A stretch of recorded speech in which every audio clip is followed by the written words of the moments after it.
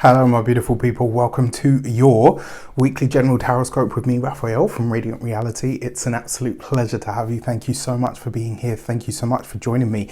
Quick note, these readings are for the general energies, trends and themes that we are likely to be experiencing over the course of the week.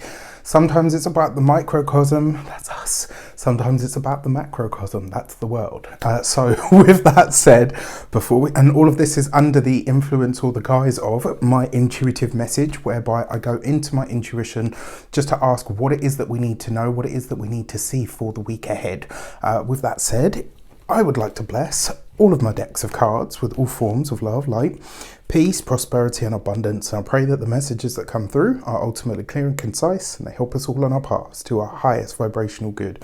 So this week, when I went into my intuition, the first thing that I saw was a bee, and it was like a massive bee. And this is interesting for me because this is something that's happened a lot since a friend of mine came and gave me a very pretty flower.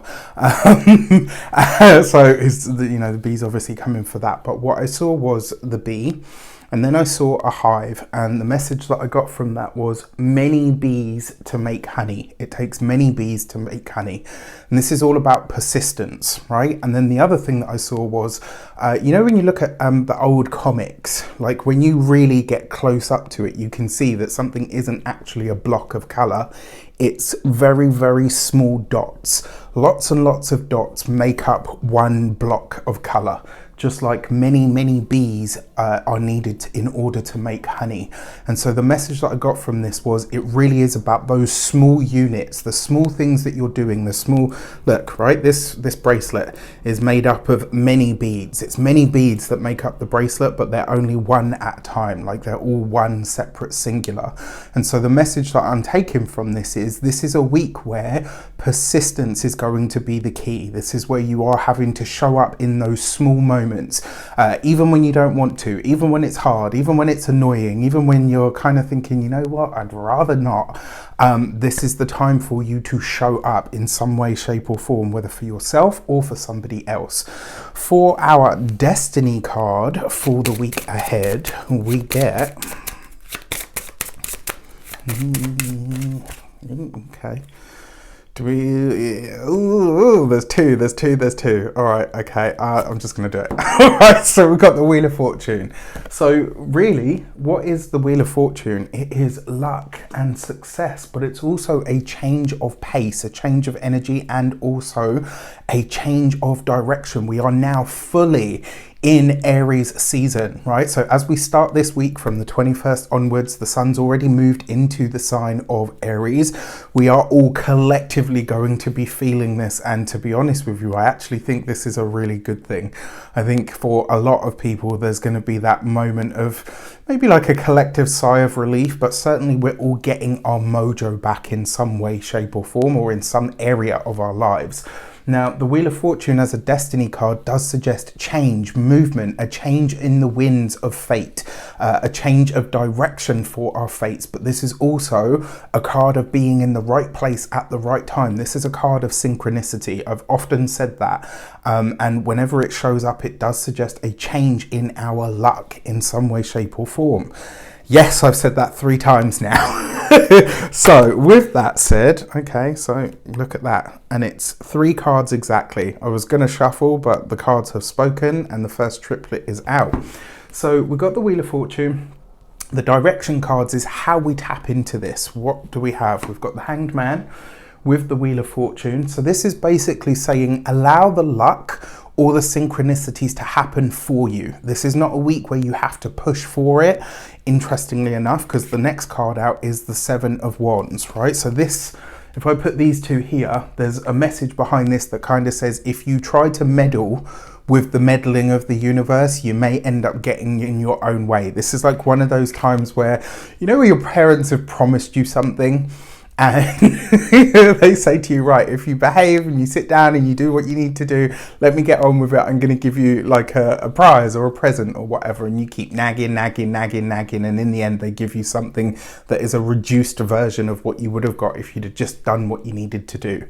this kind of feels like this. This is not a week to meddle. Yes, it's a week to be persistent. Yes, it's a week for you to consistently show up. For some of you, this might even be having to fight with your own melancholia in some way. With the Six of Pentacles, right? The Six of Pentacles for me very often speaks to a debt that is being repaid, and because we've got this here with the Seven of Wands, I almost feel like this is a time where we can be banishing sort of some of the harsher elements that we're now ready to let go of, but you are having to do this on a more internal level. So it's, you know, what is persistence after all? It's very rarely persistence is an out, like the last thing that we see is the determination, but really it's the persistence that happens on the inside that pushes us to drive to be seen as determined, right? So there's an element of that triplet that kind of says if you can get out of your own way and allow yourself to be guided, to be put into the space that you need to be, things could definitely ease up. Now, on the wider world stage, I kind of get the feeling as well, this is going to be a week where a lot of people start to wake up to the idea of, it's another sleight of hand moment. Whatever that means to you, interpret it however you please. I know how I meant it. And those of you that know me, you know where my brain's at, all right? For your insight cards for the week ahead. So the insight is what we don't see. It's what's happening or shaping up behind the scenes that we might not yet be aware of, that maybe sometimes be a warning, but sometimes it's just kind of a heads up. All right, and for this, we have the Nine of Wands. Okay, so be aware of where your wounds may trip you up this week. Be aware of where your own vulnerabilities are either not getting the space that they need or the attention that they need. Now, that's not to say, right, that you kind of say, oh, well, you know, all of this good stuff can take a backseat to all of my wounds and my trauma and all the rest of it. It's not that. But by truly acknowledging that maybe something is off kilter within you, you get outside of the self-sabo, right? You can avoid the self-sabotaging tendency if you're willing to do that painstaking work of looking within.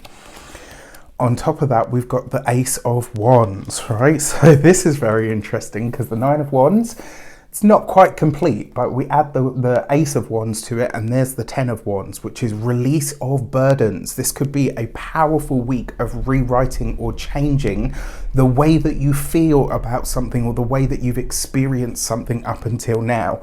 This also suggests to me that this week can actually be a week where you could, like, you know, it's been said, and sometimes by me as well, it's a rare person that can learn from the happy events in their lives. Like, we all remember our hardships, our traumas, the things that fucked us up and messed us up, and, you know, that person that broke our heart.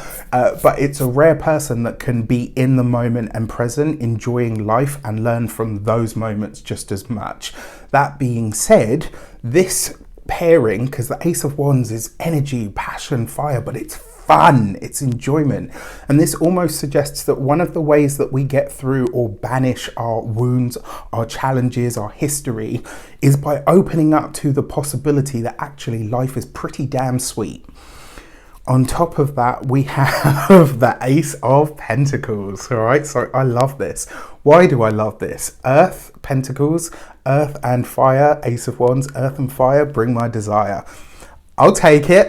It works for me, all right? Now, the fact that we've got the Ace of Pentacles with the Ace of Wands, not only is this a time where new opportunities are making themselves known, this is likely to be a week where new opportunities are likely to show up this week.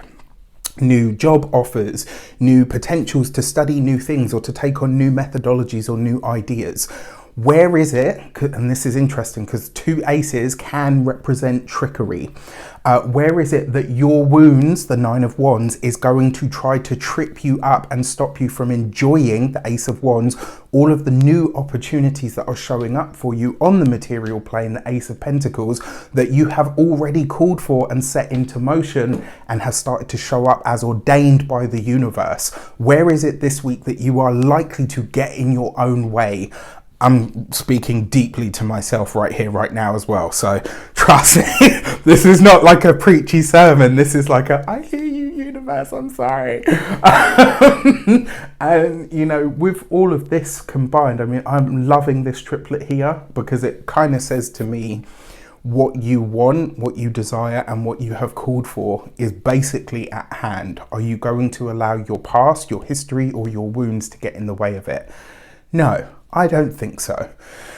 With that said, I wish you an abundance of all of that good stuff. Have a fantastic week. Let me know in the comments how this speaks to you, where it shows up for you, and where it is that you know you're ready to stop getting in your own damn way.